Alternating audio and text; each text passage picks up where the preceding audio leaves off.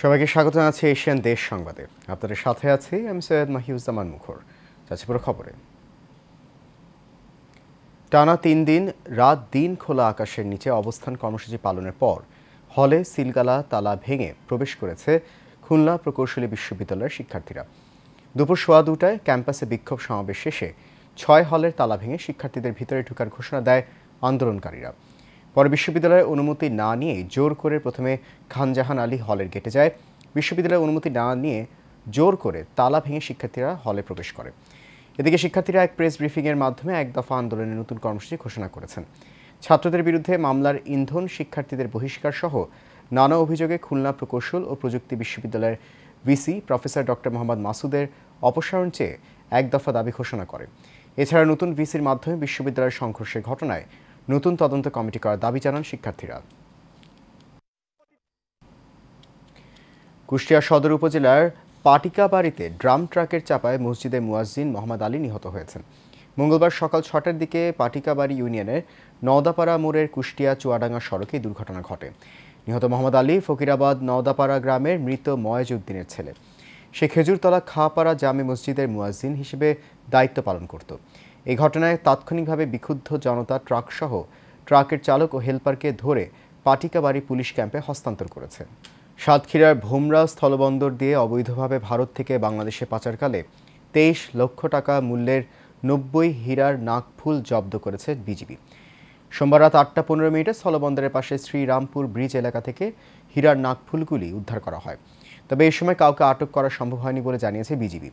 মঙ্গলবার তথ্য জানান সাতক্ষীরা 33 ব্যাটালিয়ন বিজিবি অধিনায়ক লেফটেন্যান্ট কর্নেল আশরাফুল হক। তিনি জানান, অভিযানের সময় চোরা কারবারিরা বিজিবির উপস্থিতি দেখে একটি প্যাকেট ফেলে পালিয়ে যায়।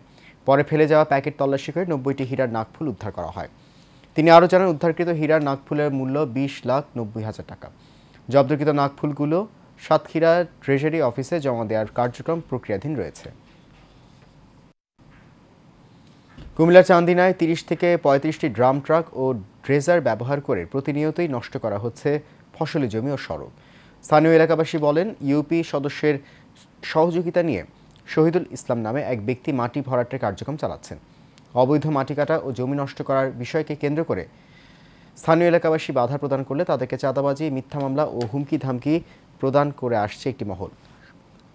এ বিষয়ে চান্দিনা উপজেলার নির্বাহী অফিসার ও এসিল্যান্ডকে বিষয়টি জানানোর পরেও কোনো ধরনের ব্যবস্থা গ্রহণ করেনি তারা। স্থানীয় এলাকাবাসী উক্ত বিষয়ে কুমিল্লা জেলা প্রশাসকের হস্তক্ষেপ কামনা করছেন। মাদারীপুরের ডাসারে প্রশাসনের আয়োজনে বাংলা নববর্ষ 1432 পালিত হয়েছে। এ সময় উপজেলা নির্বাহী কর্মকর্তা মোহাম্মদ সাইফুল আরিফিনের সভাপতিত্বে উপস্থিত ছিলেন সরকারি মহিলা বিশ্ববিদ্যালয় কলেজের অধ্যক্ষ লুৎফুর রহমান, ডাসার থানার অফিসার ইনচার্জ শেখ মোহাম্মদ এহতাশামুল ইসলাম, উপজেলা প্রকল্প বাস্তবায়ন কর্মকর্তা হাফিজুর রহমান সহ অনেকে।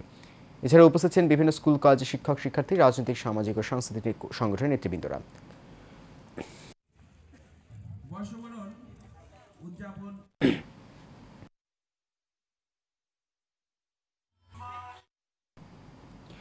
কুষ্টিয়ার খোকসায় নানা আয়োজনে নববর্ষকে স্বাগত জানিয়েছে।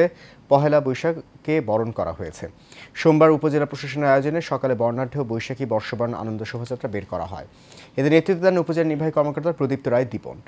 শোভাযাত্রায় বিদ্যালয়ের শিশু কিশোর সহ সরকারি বেসরকারি বিভিন্ন প্রতিষ্ঠানের কর্মকর্তারা উপস্থিত ছিলেন। এছাড়াও বর্ষবরণ উপলক্ষে উপজেলা পরিষদ চত্বরে দিনভর নানা লোকজ সংস্কৃতির অনুষ্ঠান হয়েছে।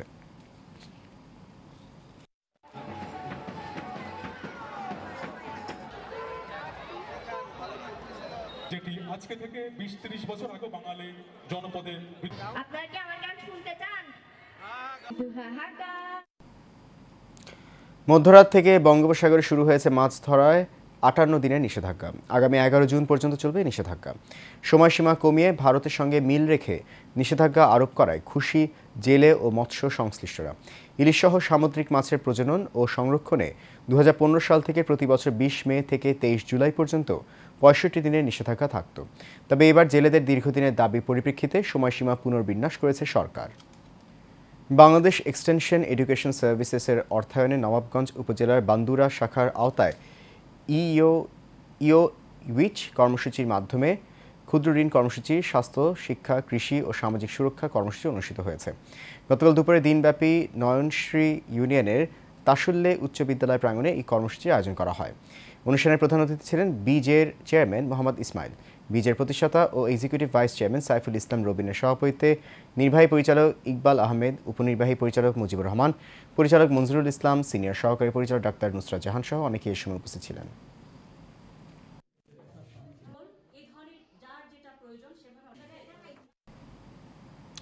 গাজীপুর মহানগর বিএনপির সভাপতি মোহাম্মদ শওকত হোসেনের সরকারের দিক নির্দেশনায় কাশিমপুর থানা বিএনপির উদ্যোগে চড়ক পূজা ও পহেলা বৈশাখের আয়োজন করা হয়। কাশিমপুর ২ নং ওয়ার্ড কুচপাড়া মাঠে এই পহেলা বৈশাখ ও চড়ক পূজার আয়োজন করা হয়। বৈশাখী মেলায় প্রধান অতিথি হিসেবে উপস্থিত ছিলেন কাশিমপুর থানা বিএনপির সাংগঠনিক সম্পাদক মোহাম্মদ আনোয়ার হোসেন মৃধা, ৪ নং ওয়ার্ড বিএনপির সাধারণ সম্পাদক আব্দুর রাজ্জাক রাজু সহ বিএনপি নেতৃবৃন্দ। মেলাটি দেখতে দূর দূরান্ত থেকে এসে ভিড় করেন নানা শ্রেণী পেশার মানুষ। বিভিন্ন ঢাকঢোল করতালের তালে নেচে নেচে পূজাটি উদযাপন করেন তারা।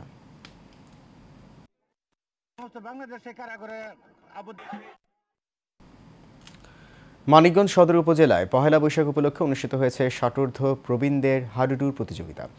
বটতলা ঐক্য যুব পরিষদের আয়োজনে এবং শত শত দর্শকদের উপস্থিতিতে সাদা ও হলুদ দলের মধ্যে জমজমাট খেলা অনুষ্ঠিত হয়। খেলার উদ্বোধন করেন কৃষক দলের সাধারণ সম্পাদক আব্দুস সালাম বাদল। উক্ত অনুষ্ঠানের প্রধান অতিথি ছিলেন জেলা কৃষক দলের সভাপতি গোলাম কিবরিয়া সাইদ। স্থানীয়দের দাবি, এই ধরনের আয়োজন যেন প্রতি বছর নিয়মিত করা হয়।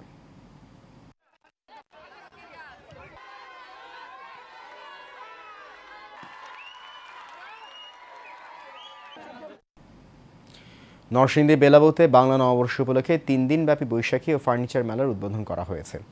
সোমবার বিকেলে উপজেলার আমলাব ইউনিয়নের আমলাব বাজারে ৩ দিনব্যাপী বৈশাখী ও ফার্নিচার মেলার উদ্বোধন করেন উপজেলা নির্বাহী কর্মকর্তা মোহাম্মদ আব্দুল করিম। প্রধান অতিথি হিসেবে উপস্থিত ছিলেন উপজেলা বিএনপির যুগ্ম আহ্বায়ক ও তারেক রহমান স্পোর্টিং ক্লাবের সহসভাপতি মোহাম্মদ কামাল হোসেন।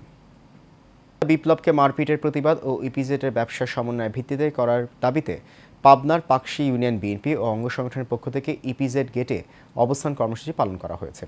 পাকশী ইউনিয়ন বিএনপির সভাপতি আলমগীর হোসেনের সভাপতিত্বে এই সময় কর্মসূচিতে বক্তব্য দেন প্রভাষক আজমল হোসেন সুজন, জাহিদুল ইসলাম পাতা, আব্দুর রশিদ মেম্বার, নূর মোহাম্মদ বিশ্বাস, আব্দুল মজিদ, সাইফুল ইসলাম চুন্নু, খায়রুল ইসলাম, যুবদল নেতা আরিফুল আজাদ অনল সহ বিভিন্ন পর্যায়ের নেতা ও কর্মীরা উপস্থিত ছিলেন। সাভারে দেওয়ান ইদ্রিস ল কলেজের উদ্যোগে ৩ দিনব্যাপী বৈশাখী মেলা চলছে। গার্লস স্কুল রোডে কলেজ ক্যাম্পাসে এই মেলার আয়োজন করা হয়েছে। গতকাল মেলার উদ্বোধন করেন ঢাকা ১৯ আসনের সাবেক সংসদ সদস্য ডাক্তার দেওয়ান মোহাম্মদ সালাউদ্দিন বাবু। এ সময় কলেজের অধ্যক্ষ অ্যাডভোকেট মোহাম্মদ ফিরোজ হাওলাদার সহ অন্যরা উপস্থিত ছিলেন।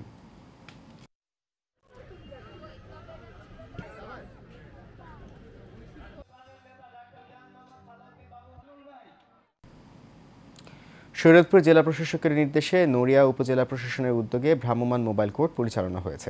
এ সময় উপজেলা নির্বাহী কর্মকর্তা আমিনুল ইসলাম বুলবুল ও সহকারী কমিশনার ভূমি লাকি দাস এই অভিযান পরিচালনা করেন। সকাল ১১টা থেকে দুপুর ৩টা পর্যন্ত ৩৭টি মোটরসাইকেলে যথাযথ কাগজপত্র না থাকায় জরিমানা করে ভ্রাম্যমাণ আদালত। উপজেলা নির্বাহী কর্মকর্তা আমিনুল ইসলাম বুলবুল বলেন, ড্রাইভিং লাইসেন্স না থাকায় অদক্ষ চালকদের কারণে প্রতিনিয়ত রোডে দুর্ঘটনা ঘটছে। এই দুর্ঘটনা এড়াতে ভ্রাম্যমাণ আদালতের কার্যক্রম অব্যাহত থাকবে।